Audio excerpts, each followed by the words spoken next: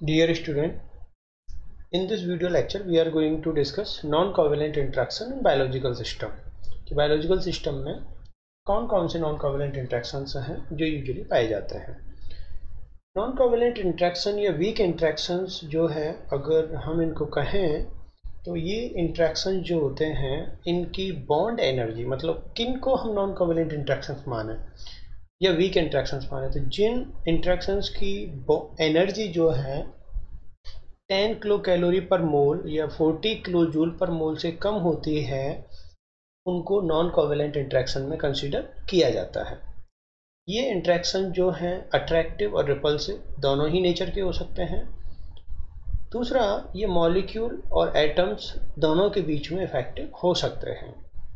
बहुत ज़्यादा यहाँ पर जनरल प्रॉपर्टी से क्वेश्चंस आते नहीं हैं, लेकिन नॉन कोवेलेंट जो इंट्रैक्शंस हैं ये 4 तरीके के होते हैं. अगर हम इनके टाइप्स को देखें तो इसके टाइप्स जो हैं वो 4 हैं, और आगे जो है हम इन्हीं टाइप्स को थोड़ा सा डिटेल में पढ़ेंगे.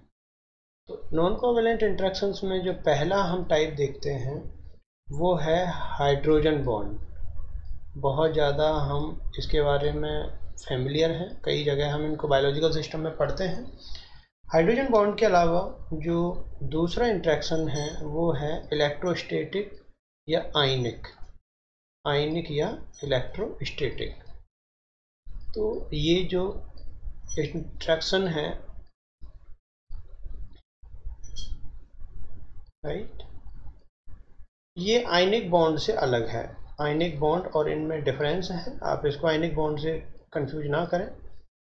तीसरा है हाइड्रोफोबिक इंट्रैक्शन, राइट, नाम से ही क्लियर है, हाइड्रोफोबिक, राइट, हाइड्रोफोबिक इंट्रैक्शन. अगला जो इंट्रैक्शन है वो है वॉन डेर वाल. ये सबसे वीक इंट्रैक्शंस होता है, और वॉन डेर वाल जो इंट्रैक्शंस होता है इसको आगे भी हम बहुत सारे टाइप्स में पढ़ेंगे. तो यहाँ पे जो H बॉन्ड है इसकी स्ट्रेंथ अगर हम देखें, स्ट्रेंथ अगर इन टर्म्स ऑफ एनर्जी अगर हम देखें तो यहाँ पे इनकी स्ट्रेंथ होती है 12 to 30 किलो जूल पर मोल, राइट. आयनिक इंट्रैक्शंस की अगर हम स्ट्रेंथ देखें तो 6 to 25 किलो जूल पर मोल इनकी स्ट्रेंथ होगी.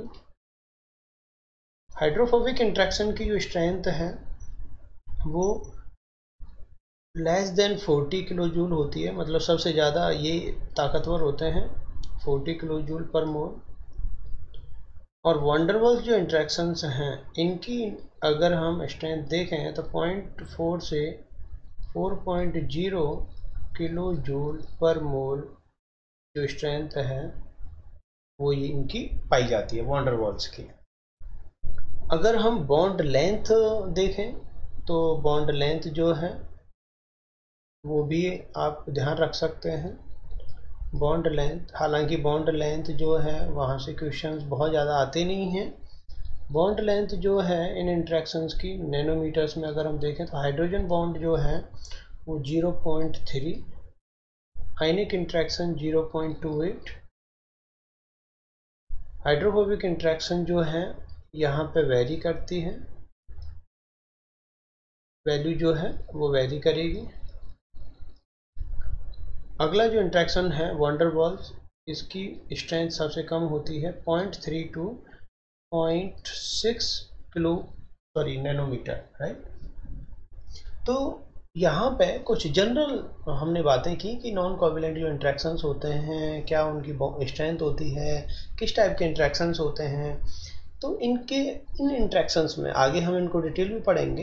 तो इन इंट्रैक्शंस के बीच में किसी भी तरीके का direct covalent kind of interactions नहीं होता.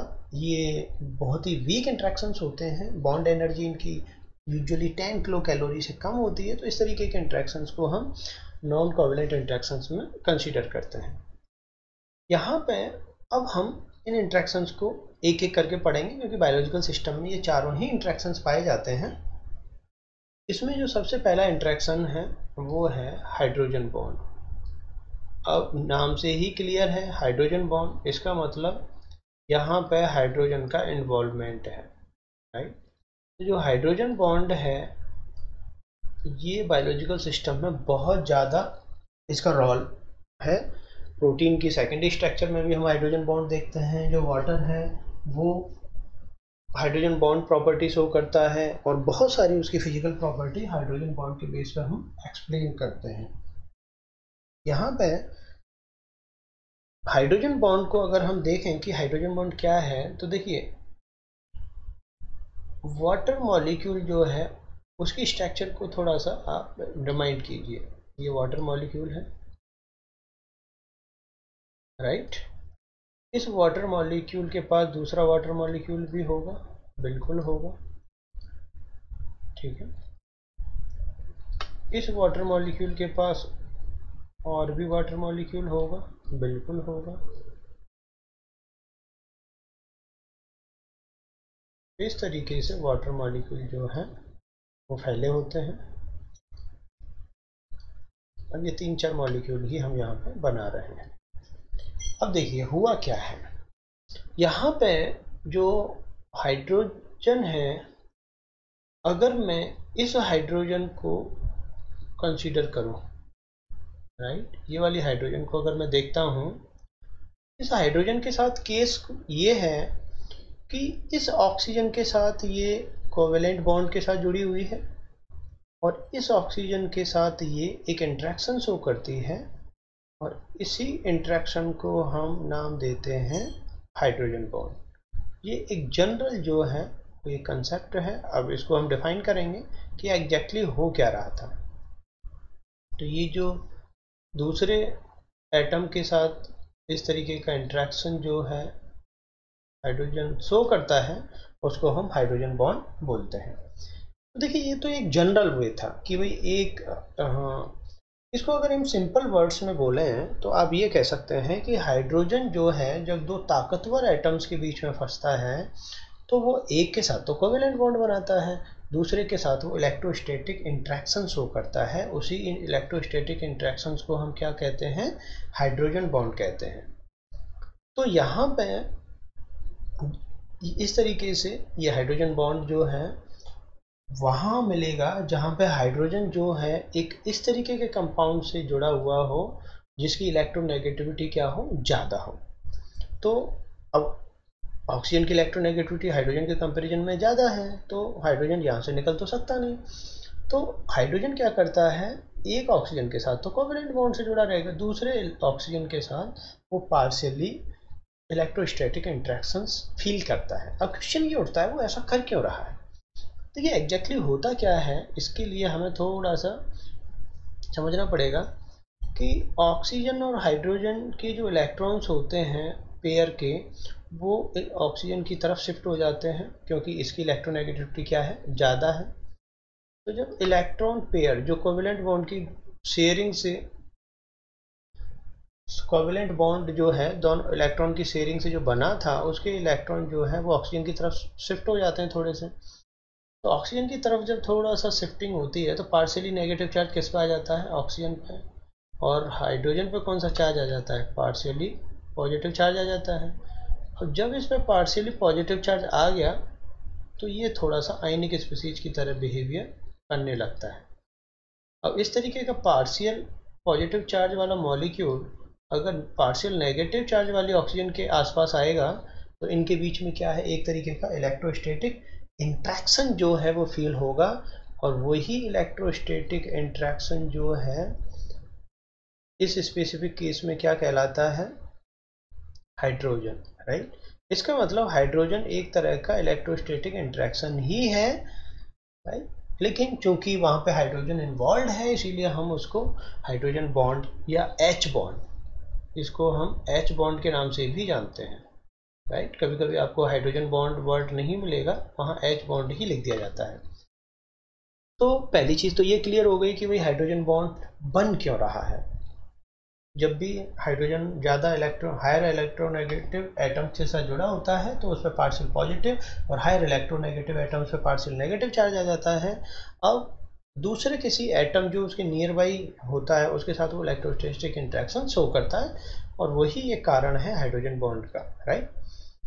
इसका मतलब कि हाइड्रोजन एटम जो है, अगर कभी भी आपको ये देखना है कि वहाँ हाइड्रोजन बॉन्ड बनेगा या नहीं बनेगा, तो आपको ये देखना पड़ेगा कि hydrogen atom is shared between hydrogen atom is shared between two electron between two electronegative atom, right.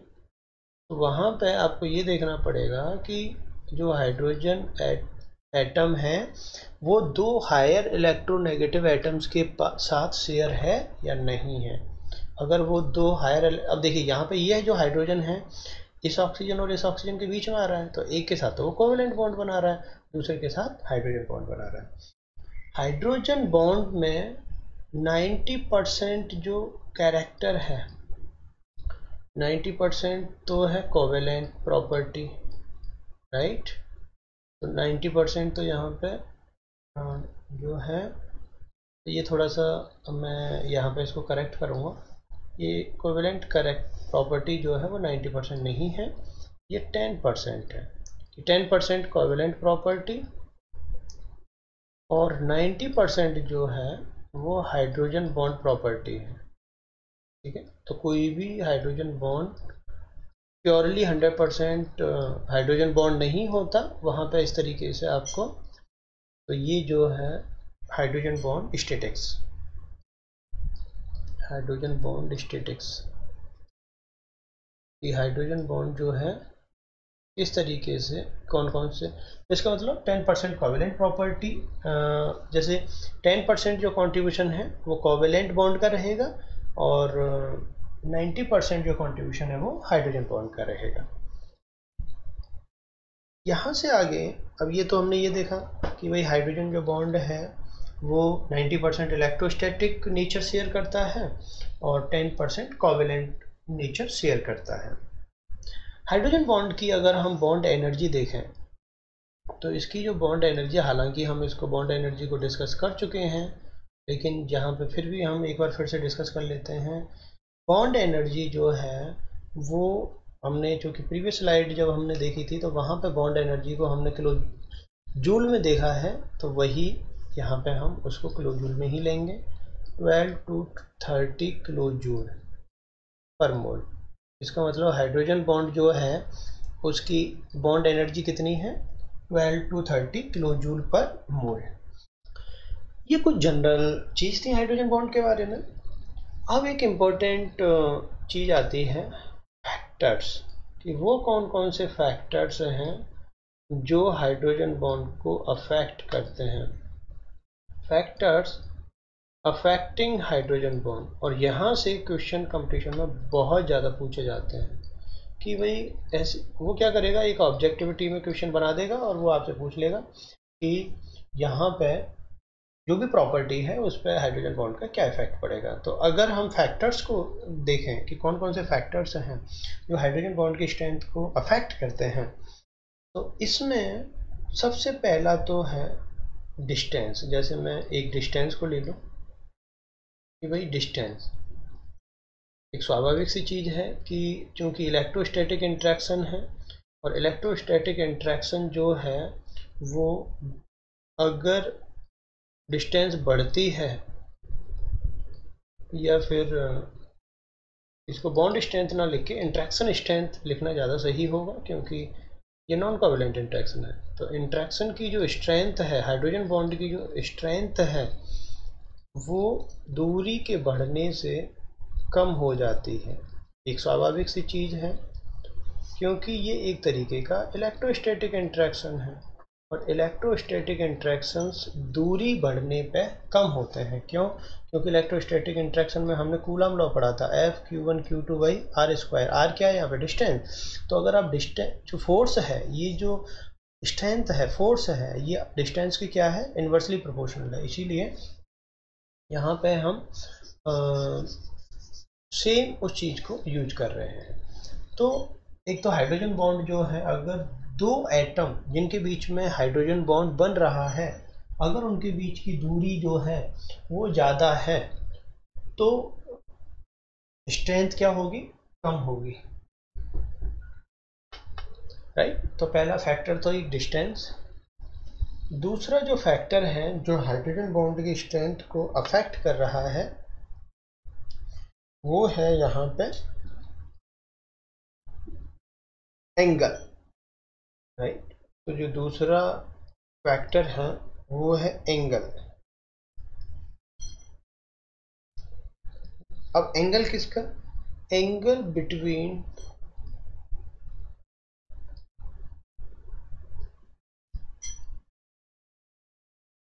Both electronegative atom, right, electronegative atom. अब आप बोलोगे सर कि इलेक्ट्रोनेगेटिव एटम्स का जो एंगल है वो कैसे अफेक्ट करता है। देखिए ये चीज़ तो मैंने बताई दी थी कि जो हाइड्रोजन बॉन्ड है वो दो इलेक्ट्रोनेगेटिव एटम्स के बीच में बनता है। जब भी दो ताकतवर एटम्स के बीच में हाइड्रोजन फंसता है तो वहाँ पे वो चालाकी दिखाता है, एक के साथ जो है कोवेलेंट बॉन्ड बनाएगा और एक के साथ वो आयनिक बॉन्ड, आयनिक इंट्रैक्शन शो करेगा। तो यहाँ पे दो सिचुएशन कभी कभी हो जाती हैं। जैसे एक कंडीशन में आप ये मान के चलिए कि जो एंगल है वो डोनर और एक्सेप्टर के बीच का जो एंगल है वो 180 डिग्री है, और दूसरे केस में हम ये मान के चलते हैं कि जो एंगल है वो 180 नहीं है, उससे थोड़ा कम है। तो देखिए यहाँ पे किस तरीके से चीज़ें चेंज हो रही हैं। जैसे एक एटम है, इसके साथ हाइड्रोजन जुड़ा हुआ है, ये एक मॉलिक्यूल है एक, और दूसरा जो मॉलिक्यूल है या इसको ये कहें जैसे वाटर का ही एग्जाम्पल लें, तो यहाँ पे ये दूसरा जो इलेक्ट्रोनेगेटिव एटम है वो इधर बिल्कुल 180 डिग्री पे है, राइट। ये दूसरा एटम है।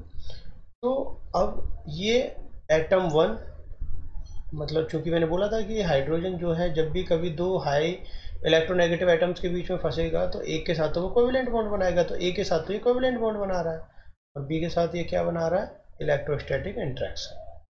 एक कंडीशन तो ये है। तो यहाँ पे एंगल की वैल्यू 180 डिग्री है, ठीक है।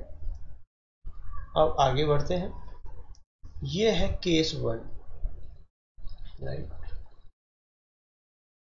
दूसरी सिचुएशन में क्या होता है कि यही मॉलिक्यूल है, मतलब कोई दूसरा मॉलिक्यूल है, कंपोजिशन यही है, उसमें हम सिर्फ एंगल को चेंज करते हैं। तो यहाँ पे जो ए है, राइट, तो यहाँ जो एंगल है वो क्या कर रहा है, ए,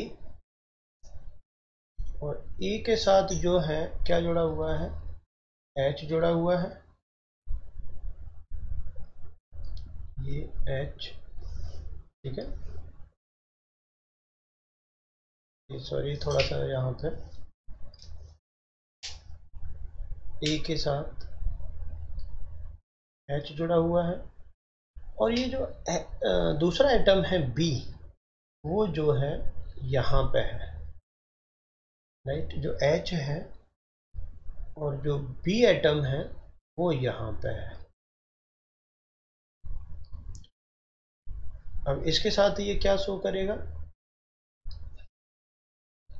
इसके साथ भी ये हाइड्रोजन बॉन्ड शो करेगा। तो यहाँ पे जो थीटा की वैल्यू है,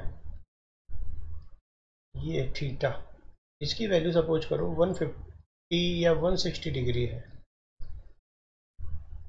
ये हो गया केस टू।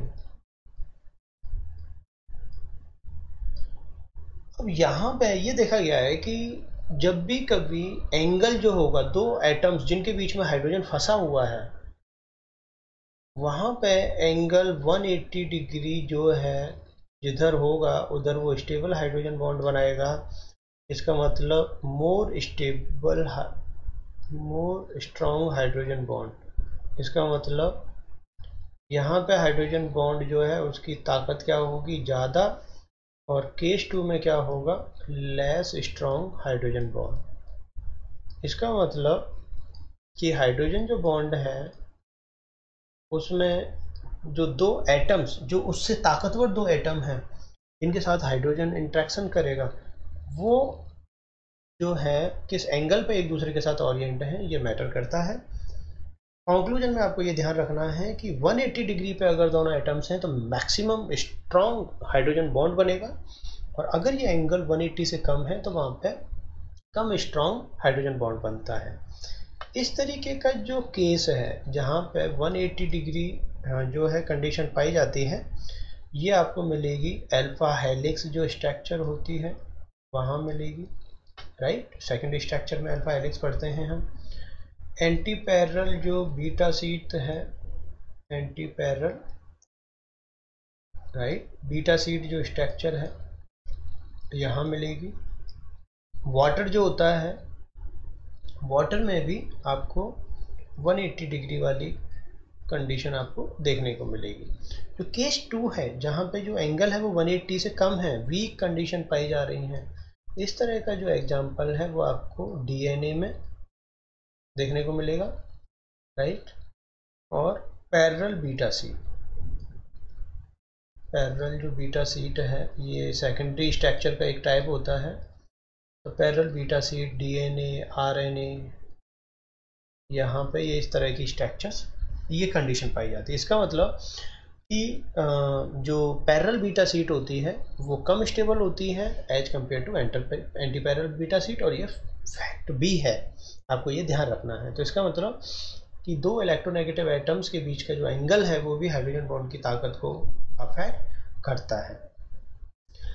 तीसरा जो फैक्टर है जो हाइड्रोजन बॉन्ड की ताकत को अफेक्ट कर रहा है और बहुत ही इम्पोर्टेंट एक फैक्टर है, वो है नेचर ऑफ डोनर, या फिर ये कहें कि electronegativity difference, electronegativity difference between both, difference between both atom. अब चूंकि हाइड्रोजन जो है बिटवीन बोथ, राइट। तो देखिए यहाँ पे जैसे ये एक एटम है ए जिसके साथ हाइड्रोजन जुड़ा हुआ है, और दूसरा जो एटम है या मॉलिक्यूल कह लो जिसके साथ हाइड्रोजन क्या शो कर रहा है, हाइड्रोजन एक इलेक्ट्रोनेगेटिव इंटरेक्शन शो कर रहा है, उसी को हम हाइड्रोजन बॉन्ड नाम दे रहे हैं। तो यहाँ पे हमारे पास दो एटम है, इसका मतलब ये जो ए और बी हैं इनकी ताकत, इलेक्ट्रोनेगेटिविटी हाइड्रोजन से ज़्यादा होती है। जिसके साथ कोवेलेंट बॉन्ड बना रहा है हाइड्रोजन, ये डोनर कहलाता है, राइट। ये कौन सा एटम कहलाएगा, डोनर एटम। और जिसके साथ हाइड्रोजन बॉन्ड या इलेक्ट्रोस्टैटिक इंट्रैक्शन शो कर रहा है उसको हम एक्सेप्टर एटम कहते हैं, राइट। तो ये एक कन्वेंशन है, ये आपको ध्यान रखना क्योंकि बार बार डोनर और एक्सेप्टर वर्ड आएंगे।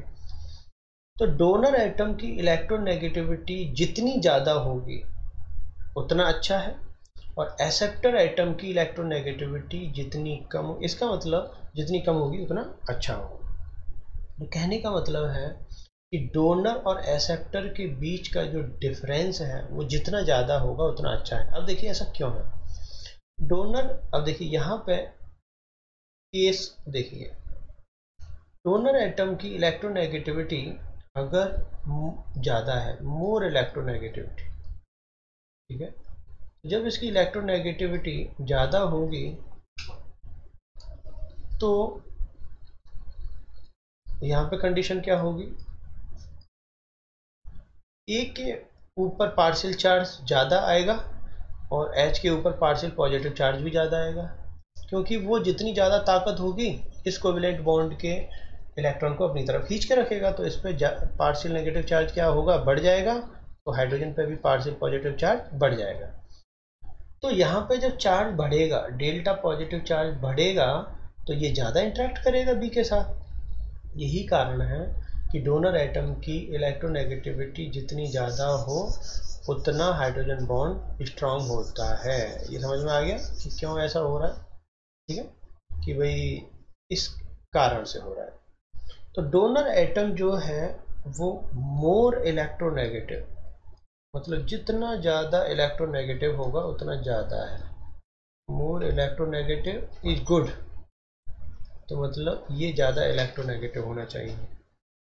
दूसरा, ये जो एक्सेप्टर एटम है ये लेस इलेक्ट्रोनेगेटिव होना चाहिए, इसकी इलेक्ट्रोनेगेटिविटी कम होनी चाहिए, राइट। अब इसमें एग्जांपल देखिए इसको कैसे समझते हैं। जैसे एक केस है,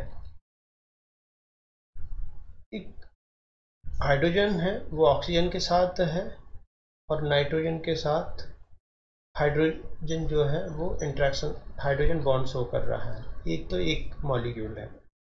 दूसरा कंडीशन सेम ये भी हो सकती है, NH और जो हाइड्रोजन है वो ऑक्सीजन के साथ। तो ये है केस 1 और ये है केस 2। तो यहाँ पे अगर वो पूछ लें कि भाई किस कंडीशन में आपको हाइड्रोजन बॉन्ड ज़्यादा स्ट्रांग मिलेगा, तो आपका आंसर क्या होगा? Case 1, more strong hydrogen bond. अब क्यों मिलेगा ऐसा भाई? क्योंकि यहाँ पे हाइड्रोजन ऑक्सीजन के साथ बाइंड है और ऑक्सीजन की electronegativity as compared to nitrogen ज़्यादा होती है, और यही मैंने बोला है कि डोनर एटम की इलेक्ट्रोनेगेटिविटी जितनी ज़्यादा होगी, मोर इलेक्ट्रोनेगेटिव मोर स्ट्रांग, ये जितना कम होगा बी उतना हाइड्रोजन बॉन्ड स्ट्रांग होगा, ठीक है। तो ये कुछ फैक्टर्स हैं जो हाइड्रोजन बॉन्ड की स्ट्रेंथ को अफेक्ट करते हैं। यहाँ पे एक क्वेश्चन जो होता है एक और आ जाता है कई बार कि जो वाटर होता है maximum number of hydrogen bond, water maximum number of hydrogen bond कितना बना सकता है, ये हमेशा याद रखना, maximum number of H bond in water. देखिए वाटर जो है मैक्सिमम जो संख्या होती है हाइड्रोजन बॉन्ड की वो होती है 4 इन वाटर, 4। लेकिन एट रूम टेम्परेचर 4 बॉन्ड बनते नहीं हैं, चौथा बॉन्ड जैसे बन रहा होता है तो एक ऑलरेडी उस टाइम टूट जाता, तो आपको एट रूम टेम्परेचर जो है वो 3 ही देखने को मिलेंगे, ठीक है। तो एट रूम टेम्परेचर, अगर वो रूम टेम्परेचर पे पूछ रहा है maximum number of hydrogen bond in water, तो आपको 3 बताना है।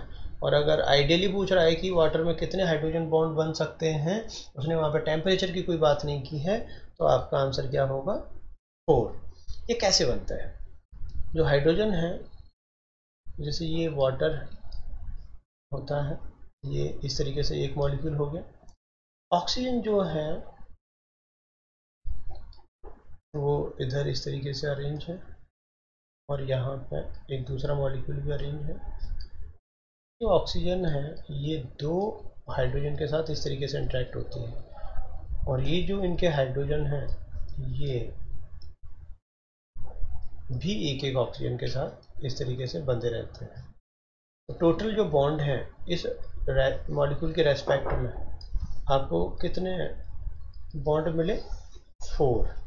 लेकिन ये 4 बॉन्ड जो है वो आइडियली बन नहीं पाते, क्योंकि रूम टेम्परेचर पर जो है वो एक बॉन्ड डायनेमिक कंडीशन में रहता है, तो बनता बिगड़ता रहता है। तो टोटल रूम टेम्परेचर पे आपको 3 ही मिलेंगे, बट आइडियली उसमें 4 हाइड्रोजन बॉन्ड बनते हैं, ये चीज़ आपको ध्यान रखनी है।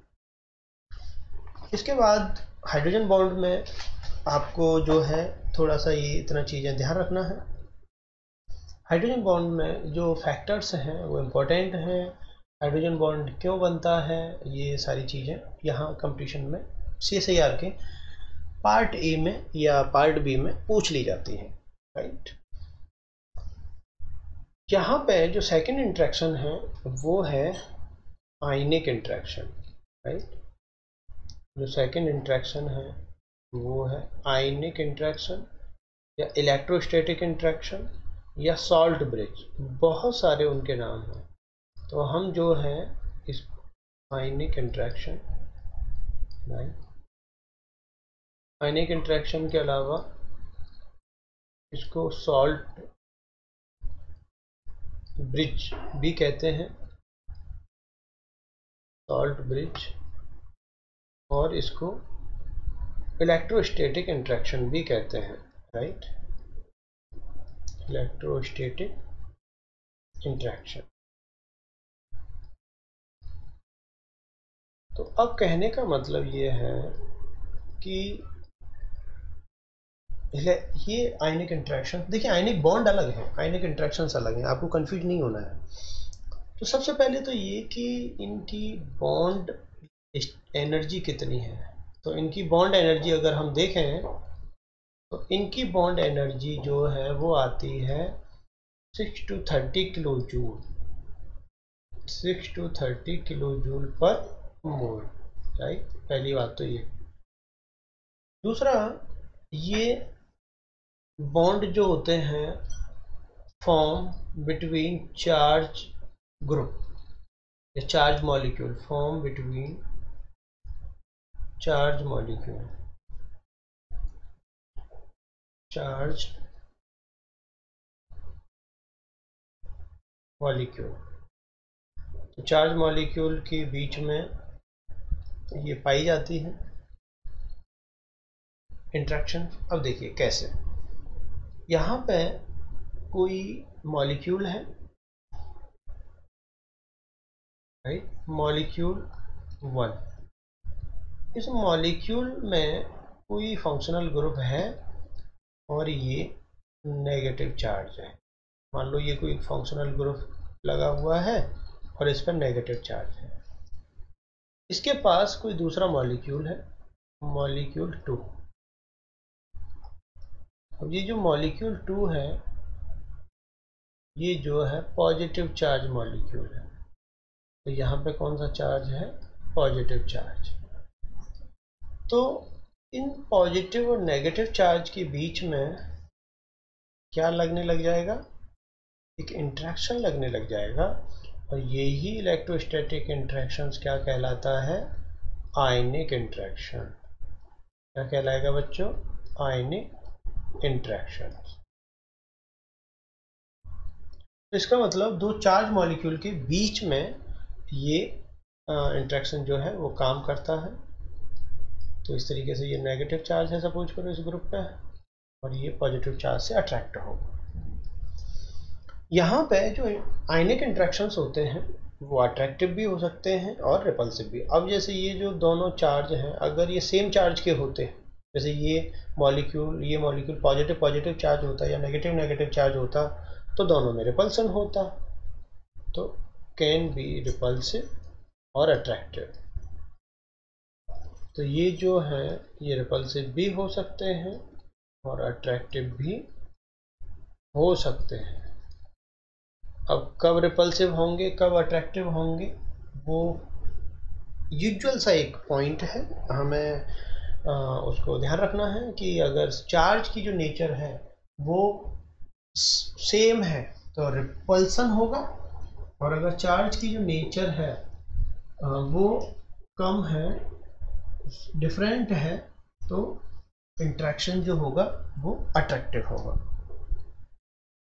जो रिपल अब जो आयनिक इंट्रैक्शंस होते हैं अगर हम ये देखें कि भाई अट्रैक्टिव टाइप के जो इंट्रैक्शंस होते हैं वो कहाँ पाए जाते हैं, तो डीएनए जो प्रोटीन इंट्रैक्शन है, राइट, डीएनए प्रोटीन इंट्रैक्शंस में इस तरीके के इंट्रैक्शंस पाए जाते हैं।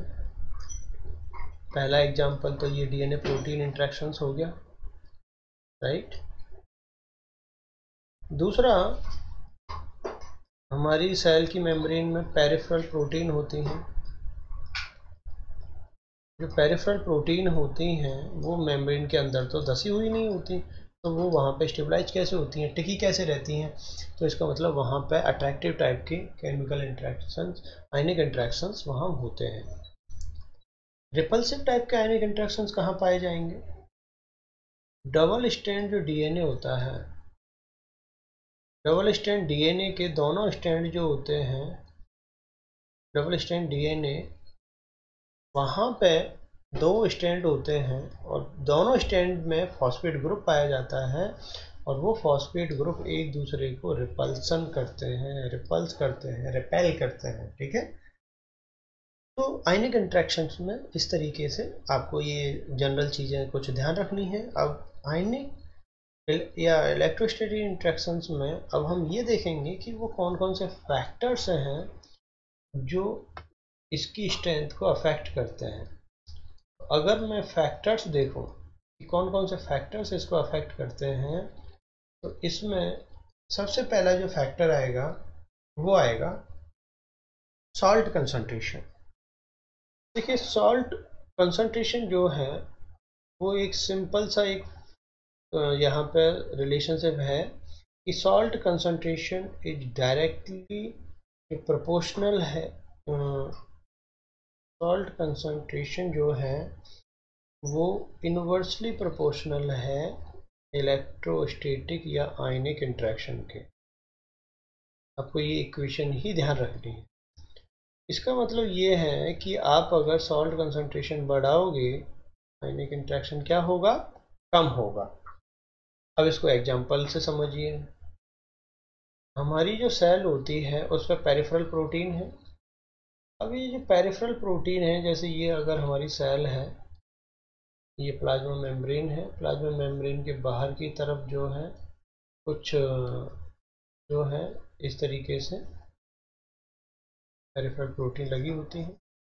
मैं ये चाहता हूँ कि ये जो पेरिफेरल प्रोटीन है इसको मैं यहाँ से अलग कर लूँ, तो मुझे क्या ऐड करना पड़ेगा, सॉल्ट ऐड करना पड़ेगा। अमोनियम सल्फेट है या इस तरीके का जो सॉल्ट है, कोई भी आप अमोनियम क्लोराइड इस तरीके का सॉल्ट यूज कर सकते हैं। तो सॉल्ट कंसंट्रेशन से क्या होगा, बढ़ाने से सॉल्ट अगर आप बढ़ा रहे हो तो वहाँ पे मौजूद अपोजिट चार्ज को वो न्यूट्रल कर देता है, और वहाँ से पेरिफेरल प्रोटीन जो है, जैसे ये प्लाज्मा मेम्ब्रेन है, और ये सारे के सारे प्रोटीन वहाँ से निकल जाएंगे। तो ये जो है बाकी प्रोटीन्स वहाँ जो अटैच्ड हैं, ये वहाँ से क्या हो जाएंगे, निकल जाएंगे। तो कहने का मतलब है कि क्यों निकले, क्योंकि आपने जब सॉल्ट कंसंट्रेशन बढ़ाया, तो सॉल्ट कंसंट्रेशन बढ़ाने से पेरिफेरल प्रोटीन और इस प्लाज्मा मेम्ब्रेन के बीच के जो आयनिक इंटरेक्शन थे वो कम हो गए, और वो इतने वीक हो गए कि पेरिफेरल प्रोटीन अब वहाँ से निकल ही गई। ठीक है। तो पहला फैक्टर तो ये है कि सॉल्ट कंसंट्रेशन की प्रेजेंस में आयनिक इंटरेक्शन जो है वो वीक हो जाते हैं। दूसरा जो फैक्टर है वो है डाई इलेक्ट्रिक कांस्टेंट, राइट। देखिए, डाई इलेक्ट्रिक कांस्टेंट जो है एक वैल्यू होती है। आपको ये वैल्यू जो है हमेशा ध्यान रखनी है कि किस मीडियम में डाई इलेक्ट्रिक कांस्टेंट क्या है, इसको हम डी से शो करते हैं। तो जो डाई इलेक्ट्रिक कांस्टेंट है, ये ऐसा देखा गया है कि जो डी की वैल्यू है वो आयनिक इंटरेक्शन के इन्वर्सली प्रोपोर्शनल है। इसका मतलब कि जहाँ पे डी की वैल्यू ज़्यादा है वहाँ आयनिक इंटरेक्शंस क्या होंगे, कम होंगे, एंड वाइस वर्सा। और जहाँ कम है वहाँ ज़्यादा होंगे। आपको ये इक्वेशन ध्यान रखनी है। इस इक्वेशन से आपको एक चीज़ और देखनी है। जैसे बहुत सारे एरिया ऐसे होते हैं, जैसे प्रोटीन के सेंटर का जो पार्ट होता है वहाँ पे हाइड्रोफोबिक एरिया होता है, पूरा नॉन पोलर एरिया होता है, और वहाँ जो है आपको आयनिक इंटरेक्शंस बहुत ज़्यादा मिलेंगे। क्यों? क्योंकि वहाँ पे देखिए, एक तीसरा फैक्टर है, उसको हम अलग से ऐसे पढ़ें वो ज़्यादा सही रहेगा। एनवायरनमेंट, या एनवायरनमेंट कहूँ तो वो ज़्यादा सही रहेगा। कि जो एनवायरनमेंट है वो बहुत कुछ प्रभावित करता है। एनवायरनमेंट नियर बाई एटम, या ये नियर बाई हटा दो यहाँ से, सिर्फ एनवायरनमेंट। तो देखिए, एनवायरनमेंट से क्या मतलब है। एनवायरनमेंट का मतलब ये होता है कि आप अगर पोलर एनवायरनमेंट में इनको स्टडी करोगे तो पोलर एनवायरनमेंट इनको वीक कर देता है। भाई, पहली चीज़ तो ये कि अगर आप पोलर एनवायरनमेंट में पढ़ोगे तो वहाँ पे आपको आयनिक इंटरेक्शंस कैसे मिलेंगे, वीक मिलेंगे। पहली चीज़ तो ये हमेशा गांठ बांध लो। तो वीक आयनिक इंटरेक्शन, ठीक है।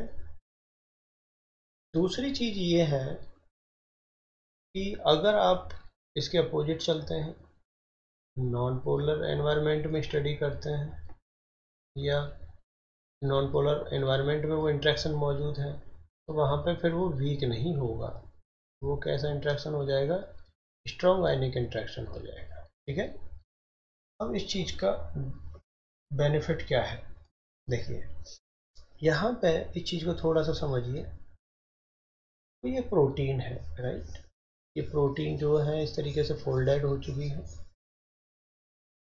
प्रोटीन जो है इस तरीके से फोल्डेड हो चुकी है, फोल्डेड प्रोटीन है, फोल्डेड प्रोटीन। ये जो फोल्डेड प्रोटीन है इसमें दो एरिया होते हैं, एक तो बाहर की तरफ का जो एरिया है, ये जो है बाहर की तरफ का जो एरिया है ये थोड़ा सा इस तरीके के एमिनो एसिड का बना होता है, क्योंकि बाहर की तरफ वाटर मौजूद है, तो बाहर की तरफ जो है वो पोलर एमिनो एसिड ज़्यादा पाए जाते हैं।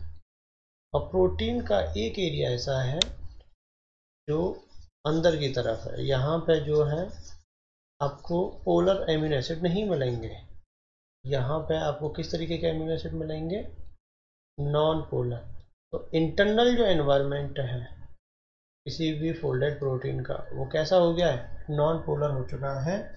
और नॉन पोलर होने के कारण यहाँ पे आयनिक इंट्रैक्शन जो है वो मैक्सिमम मिलेंगे, आयनिक जो इंट्रैक्शन है वो मजबूत स्ट्रॉन्ग वाले मिलेंगे, क्योंकि नॉन पोलर एनवायरनमेंट में आयनिक इंट्रैक्शंस कैसे हो जाते हैं, स्ट्रॉन्ग। और जो प्रोटीन की सरफेस पे एमिनो एसिड हैं जो वाटर के साथ इंटरेक्ट कर रहे हैं, ये कैसा मीडियम है, ये है पोलर, पोलर एनवायरनमेंट है यहाँ का। और पोलर एनवायरनमेंट में यहाँ पे जो आयनिक इंट्रैक्शन है वो स्ट्रांग होंगे, जबकि पोलर एनवायरनमेंट में आयनिक इंट्रैक्शन कैसे होंगे, वीक आयनिक इंट्रैक्शन, राइट। तो कहने का मतलब है कि ये तीन चार कुछ ऐसे फैक्टर्स हैं, वीक आयनिक इंट्रैक्शन। ठीक है, इसके अलावा आयनिक इंट्रैक्शंस में जो है बहुत सारी और भी चीज़ें हैं।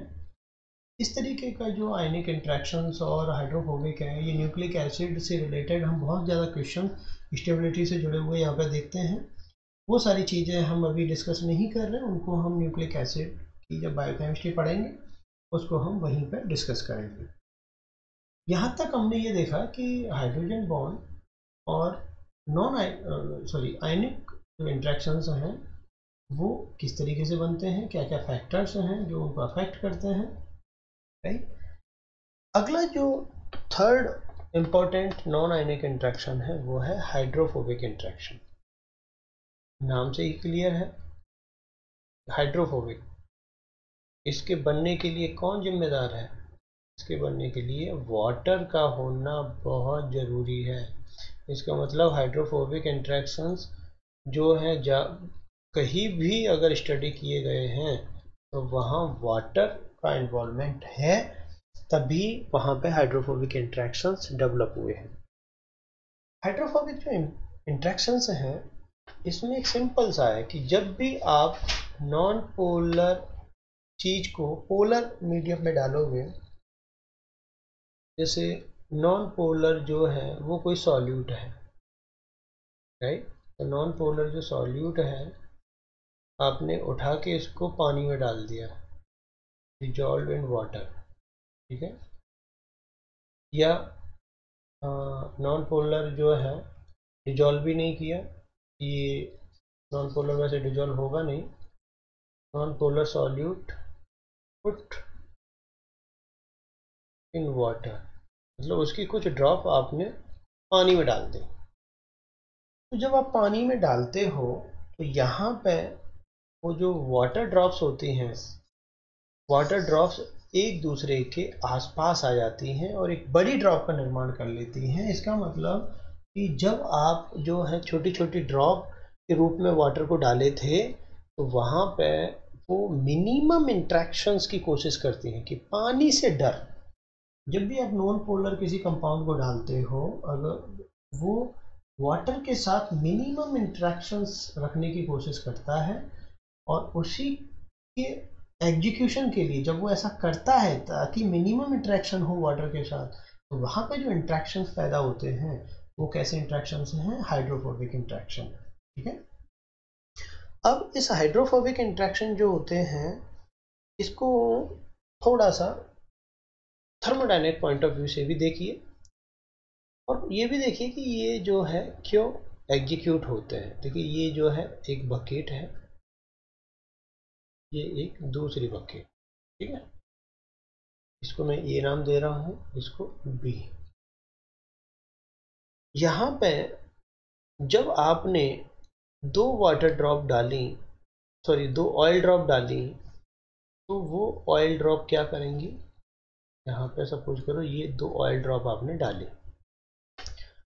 और यहाँ ये ऑयल ड्रॉप जो हैं जब इसके अंदर आ चुकी हैं तो इनके चारों तरफ जो है वो वाटर मॉलिक्यूल क्या करेंगे? अरेंज होंगे।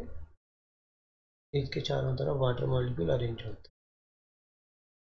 5 इनके चारों तरफ हो गए और 5 इस वाटर ड्रॉप के सामने चारों तरफ हो गए। यहाँ पे इन दोनों ड्रॉप 1 और 2 के चारों तरफ कितने वाटर मॉलिक्यूल अरेंज हो चुके हैं? 10। ये जो वाटर मॉलिक्यूल यहाँ इनके चारों तरफ इन वाटर ऑयल ड्रॉपलेट्स के चारों तरफ अरेंज हुए हैं, पहले ये फ्री मूव कर रहे थे, किधर भी ये रैंडम मूव कर रहे थे, लेकिन क्या अब ये 10 वाटर मॉलिक्यूल रैंडम मूव कर पा रहे हैं? नहीं कर पा रहे हैं। 5 ये और 5 दूसरी water drop liquid drop oil drop वाले जो वाटर मॉलिक्यूल हैं। तो इसका मतलब कि एंट्रोपी जो है वो क्या हो रही है? कम हो रही है। राइट, पहली चीज। दूसरी बात ये कि यहाँ पे जो एंथैल्पी है वो भी नेगेटिव होती है, और ये थर्मोडायनेमिक्स पॉइंट ऑफ व्यू से, एनर्जी के पॉइंट ऑफ व्यू से एक फेवरेबल रिएक्शन नहीं है, अनफेवरेबल रिएक्शन है। राइट। तो इस तरीके से ये जब डेल्टा जी पॉजिटिव आ गया तो ये नॉन स्पॉन्टेनियस है, पहली चीज। ठीक है। अब देखिए वाटर क्या करता है, और यहाँ पे क्योंकि डेल्टा एस नेगेटिव है, इसका मतलब वाटर की एंट्रोपी यहाँ पे क्या हुई है? कम हुई है। अब अगर वाटर क्या करे, इन दोनों ड्रॉपलेट्स को मिला दे, तो देखिए केस बी, यहाँ पे दोनों ड्रॉपलेट्स मिल गई और दोनों ड्रॉपलेट्स ने मिलके एक सिंगल ड्रॉप बना लिया। ठीक है। तो यहाँ पे अब जो चारों तरफ वाटर है, जैसे पहले 10 वाटर मॉलिक्यूल इसके चारों तरफ थे, अब 10 ना हो के सपोज करो इस तरीके से 7 वाटर मॉलिक्यूल अरेंज है। इसका मतलब कि आपने एंट्रोपी को क्या कर लिया? बढ़ा दिया। तो मतलब एंट्रोपी बढ़ चुकी है। एंथैल्पी जो है डेल्टा एच वो भी पॉजिटिव हो चुकी है, और फाइनली जो डेल्टा जी है गिब्स फ्री एनर्जी, वो क्या आ जाएगी वैल्यू यहाँ पे? नेगेटिव। और जैसे ही डेल्टा जी की वैल्यू नेगेटिव हो, ये रिएक्शन कैसा हो जाएगा? स्पॉन्टेनियस। ठीक है। तो ये तो था कि जब भी कभी आप ड्रॉप डालते हो, ये यहाँ पे जो ऑयल कलर से हमने दिखाया है ये ऑयल ड्रॉप है। तो जब भी कभी आप ऐसे ऑयल ड्रॉप डालते हो तो इस तरीके से आपके सामने दो सिचुएशन आती हैं। तो ये जो है फ्यूज्ड ऑयल ड्रॉप, दो ऑयल ड्रॉप जो हैं वो जब फ्यूज हो जाती हैं तो वो थोड़ी सी बड़ी ऑयल ड्रॉप बनाती है, और वो इस तरीके से साइज में बड़ी होगी। तो कहने का मतलब ये है कि हाइड्रोफोबिक इंटरेक्शन के ड्यूरेशन में आपने देखा कि जब भी आप ऑयल ड्रॉप डालते हो तो एंट्रोपी कम होती है, डेल्टा एच नेगेटिव होती है, और ओवरऑल डेल्टा जी पॉजिटिव होती है, जो कि एक नॉन स्पॉन्टेनियस प्रोसेस की तरफ इशारा करती है। अब इस एंट्रोपी को किस तरीके से बढ़ाया जाए? तो वह यहाँ पे जो 10 मॉलिक्यूल्स पहले हिंडर हो रहे थे, डिस्टर्ब हो रहे थे, जिससे कि यहाँ पे एंट्रोपी कम हुई थी, वाटर की एंट्रोपी, जैसे ही, अच्छा एक क्वेश्चन और आता है कि जब भी आप ऑयल ड्रॉप डालोगे किसी भी वाटर में तो उसकी एंट्रोपी क्या होगी, घटेगी बढ़ेगी? तो वाटर की जो एंट्रोपी होती है वो इस सिचुएशन में घटती है, डिक्रीज। लेकिन जैसे ही वो ड्रॉप जो हैं वो एक दूसरे के साथ फ्यूज होना शुरू हो जाती हैं तो जो वाटर की एंट्रोपी है वो फिर से क्या हो जाएगी, बढ़ जाएगी। ठीक है, तो ये तो था कुछ थर्मोडायनेमिक पॉइंट ऑफ व्यू जो है हाइड्रोफोबिक इंटरेक्शंस को लेके। यहाँ पे एक चीज़ और आपको ध्यान रखनी है कि प्रोटीन जैसे हाइड्रोफोबिक जो इंटरेक्शंस होते हैं वो कहाँ पे बहुत ज़्यादा रोल प्ले करते हैं। तो हाइड्रोफोबिक इंटरेक्शन आपको ध्यान रखना है सेकेंडरी स्ट्रक्चर से, जब प्रोटीन की थर्ड टर्सरी स्ट्रक्चर में फोल्डिंग होती है तो वहाँ पे मेनली जो है वो हाइड्रोफोबिक इंटरेक्शन ही रेस्पॉन्सिबल होते हैं। इसके अलावा हमारी जो बाइलेयर स्ट्रक्चर है मेम्ब्रेन की उसके लिए भी हाइड्रोफोबिक इंटरेक्शन ही जिम्मेदार है। इसमें अब हम फैक्टर देखते हैं कि भाई कौन कौन से फैक्टर्स हैं जो हाइड्रोफोबिक इंटरेक्शन को अफेक्ट करते हैं। देखिए यहाँ पर पहला जो फैक्टर आएगा हाइड्रोफोबिक इंटरेक्शन को अफेक्ट करने के लिए वो आएगा chain length. Chain length, right. Chain length का मतलब होता है number of carbon and fatty acid chain. Number of carbon in fatty acid chain. तो देखिए लिपिड में ये बहुत ज़्यादा देखा जाता है कि चेन की लंबाई अगर बढ़ेगी, राइट, तो चेन लेंथ, अगर मैं इसको फॉर्मूले के रूप में बोलूँ तो चेन जो लेंथ है is directly proportional to hydrophobic interaction. ठीक है,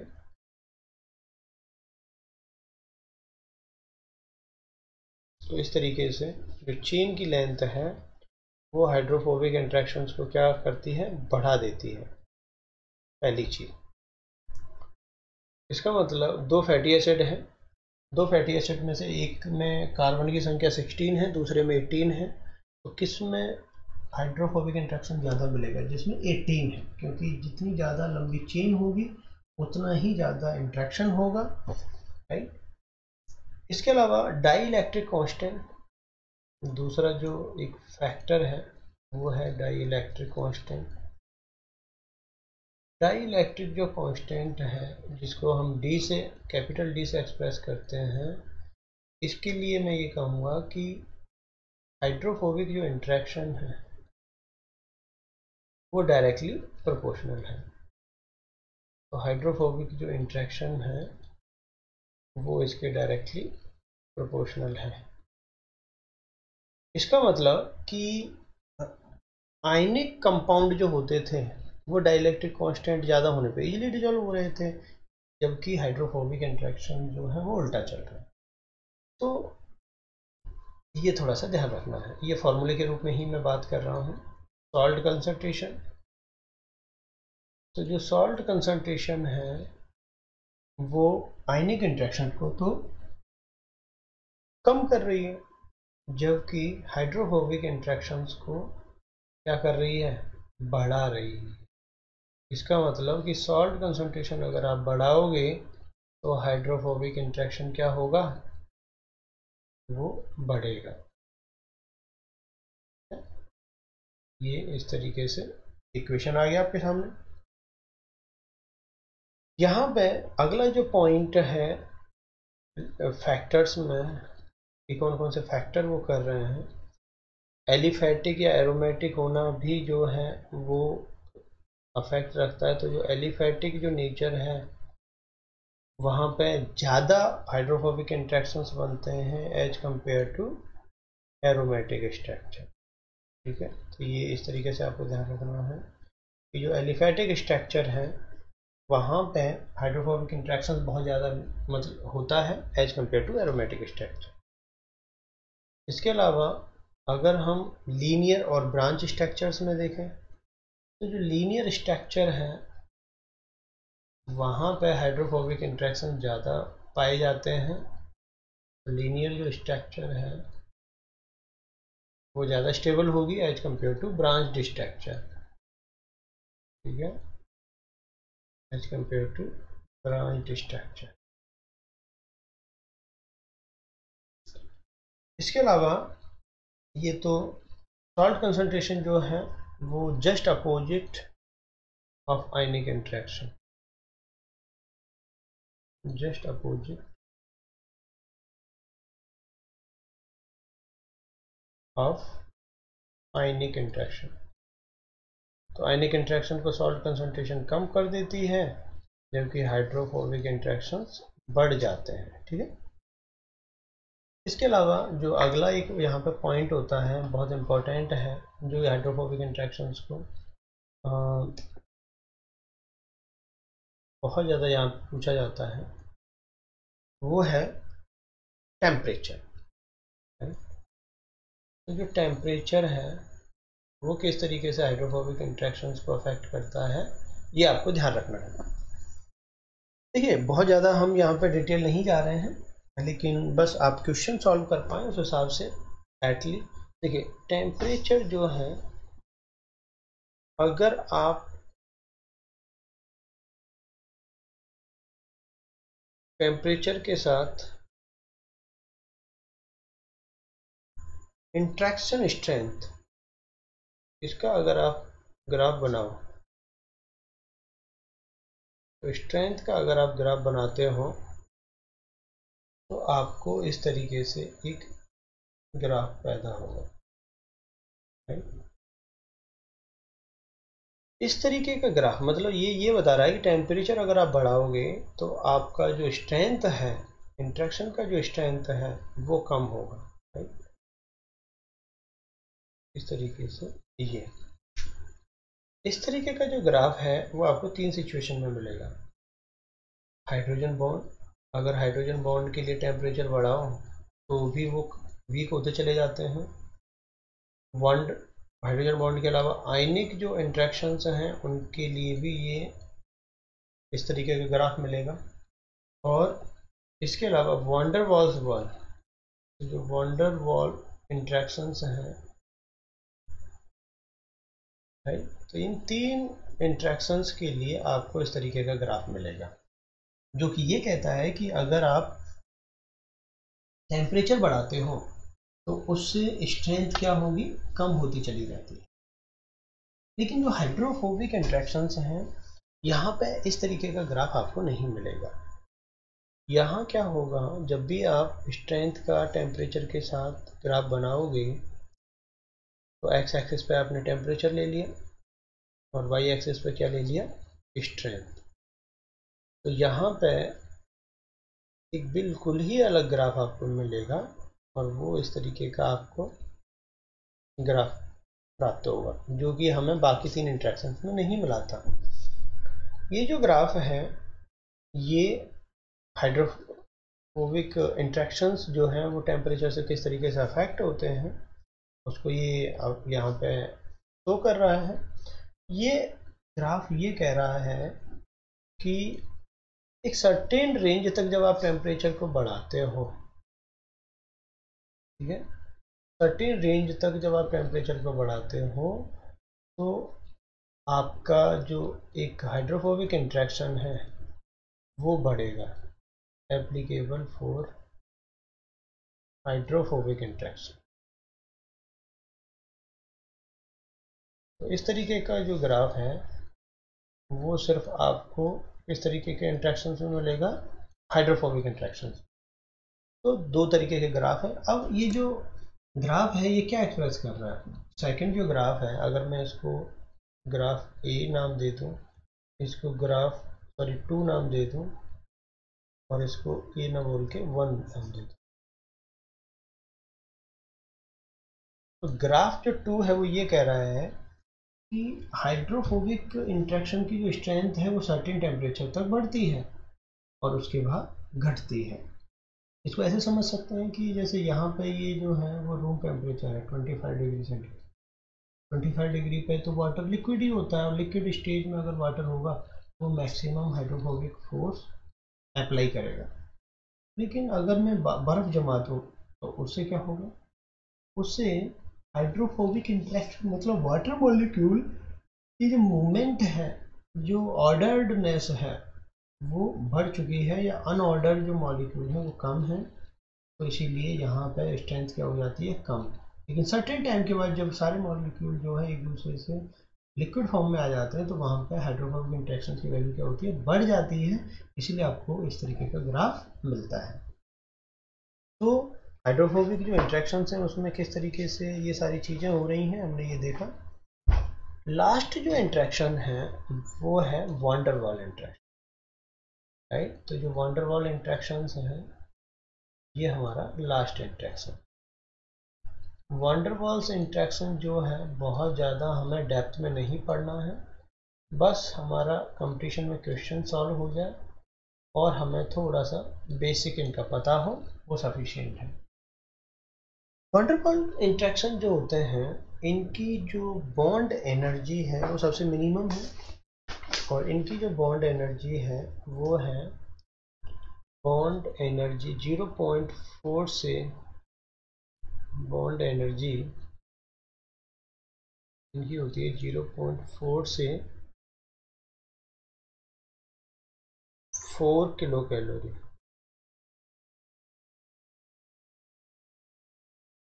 पर मोल, राइट। तो किलो कैलोरी में इस वैल्यू को जो है, सॉरी किलो कैलोरी नहीं है, ये किलो जूल है। 0.4 से 4 किलो जूल पर मोल। इसके अलावा वंडरबॉल जो फोर्स होते हैं, देखिए वंडरबॉल्स क्या है ना, दो मॉलिक्यूल एक दूसरे के पास बैठे हुए हैं, उनके बीच में कुछ तो इंट्रैक्शन लगेगा, तो वो जो इंट्रैक्शंस हैं वो वंडरबॉल इंट्रैक्शंस कहलाते हैं। ये मोस्ट सेंसिटिव इंट्रैक्शन है जो डिस्टेंस से बहुत ज़्यादा सेंसिटिव है, तो most sensitive to distance.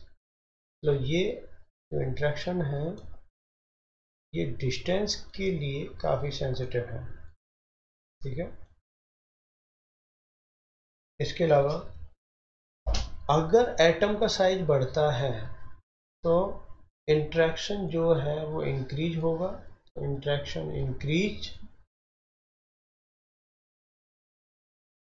Interaction जो है वो इंक्रीज होगा with atom size, with increase atom size. अगर हम एटम का साइज बढ़ाते हैं तो इसका साइज भी क्या, वैल्यू क्या होगी, बढ़ेगी, ठीक है। अब जो वंडरवॉल इंट्रैक्शंस हैं ये तीन तरीके के होते हैं, यहाँ बहुत ज़्यादा हमें पढ़ना नहीं है। ये जो तीन तरीके हैं वो थोड़ा सा देख लो, जो कौन कौन से तरीके हैं। तो वंडरवॉल इंट्रैक्शंस के टाइप्स अगर हम देखें तो पहला है डाइपोल डाइपोल, क्या है, डाइपोल डाइपोल।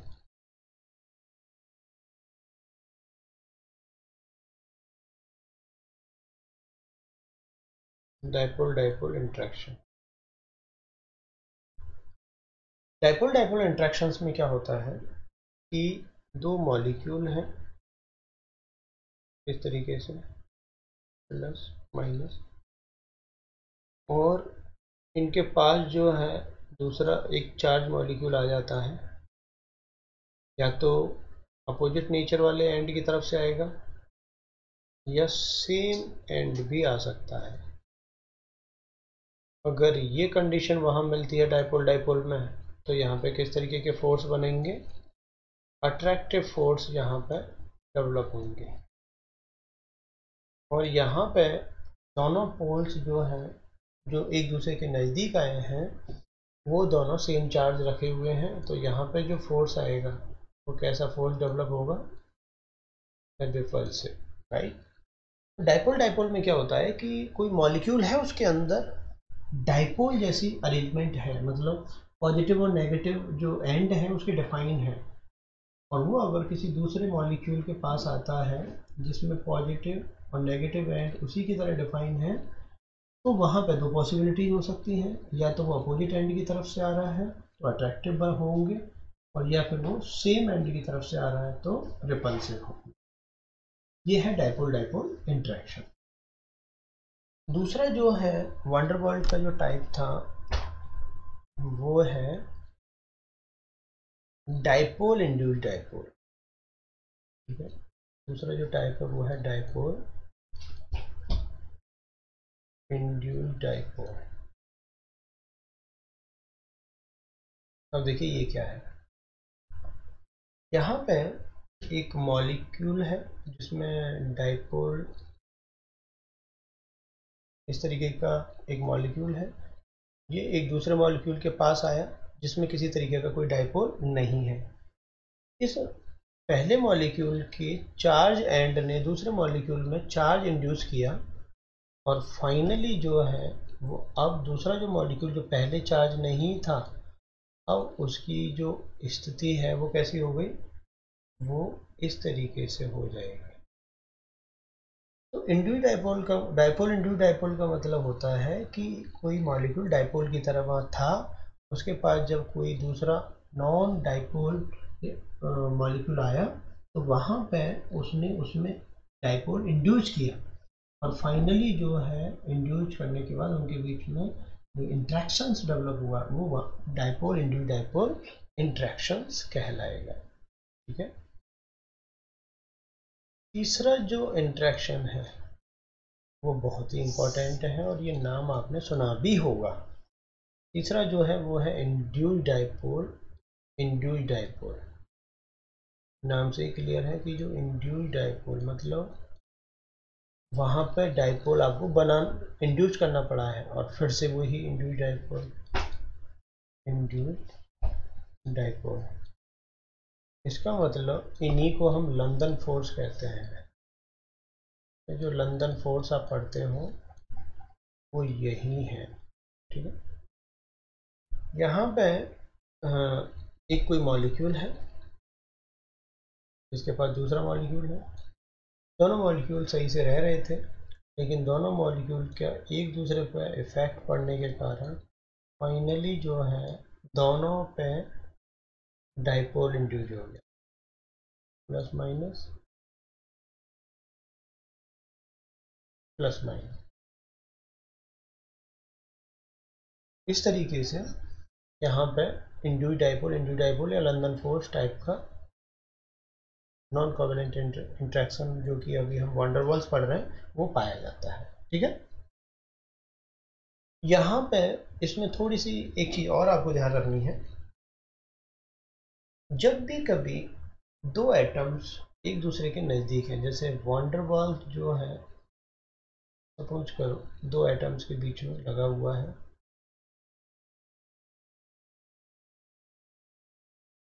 जो एटम ए है और दूसरा एटम क्या है, एटम बी है। ये थोड़ा सा ड्रॉ करने में थोड़ा सा हाथ हिल रहा है, तो आप ये देखिए ये एटम बी है, एटम ए, एटम बी। यहाँ एटम ए जो है इसकी रेडियस है आर ए, एटम बी है उसकी रेडियस है आर बी। ठीक है, इन दोनों न्यूक्लियस के बीच का जो जो रेंज होता है इसको कहते हैं, ये एक सेकंड इसको मैं पहले ड्रॉ कर देता हूँ। अब देखिए इसमें वंडरवॉल्स में आपको एक चीज़ याद रखनी है कि दो एटम एक दूसरे के साथ मिनिमम डिस्टेंस पे आ चुके हैं, तो इनके न्यूक्लियस के बीच में तब जो डिस्टेंस कहलाती है उसको वंडर वीसीडी, उसको क्या कहेंगे, वंडरवॉल कॉन्टैक्ट डिस्टेंस वीसीडी कहते हैं। यहाँ पे मैं दो सिचुएशन ट्रेस कर सकता हूँ। पहली ये जो VCD है ये क्या है, van der Waal contact distance, ठीक है, van der Waal contact distance.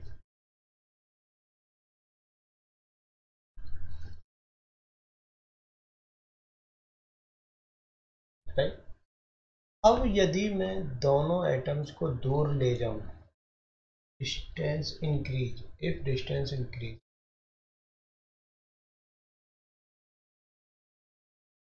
if distance increase then these force decrease, if distance increase these force van der Waals force decrease by V/R6। अगर आप डिस्टेंस बढ़ाते हो तो फोर्स V/R6 के ratio में कम हो जाएगा। जरूरी नहीं है दोनों एटम्स को आप दूर दूर ले जाओ, ये तो है।